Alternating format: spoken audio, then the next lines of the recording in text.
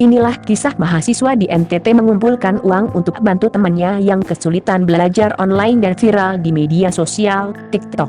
Mahasiswa yang diketahui bernama Wilfriedus ini tak memiliki HP untuk belajar online. Kondisi tersebut membuatnya tidak bisa mengikuti perkuliahan seperti teman-temannya. Penasaran dengan kisah Wilfriedus, akhirnya teman sekelasnya mencari tahu apa yang sebenarnya terjadi. Rupanya, Wilfriedus tak bisa mengikuti perkuliahan online karena terkendala perangkat.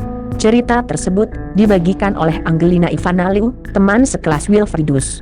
Mereka menempuh pendidikan di Perguruan Tinggi Provinsi Nusa Tenggara Timur, NTT. Di masa pandemi ini karena menerapkan kuliah online, Wilfriedus tidak pernah mengikuti kuliah online karena tidak mempunyai HP, tuturnya kepada Tribunnews.com. Kamis, 14 Oktober 2021.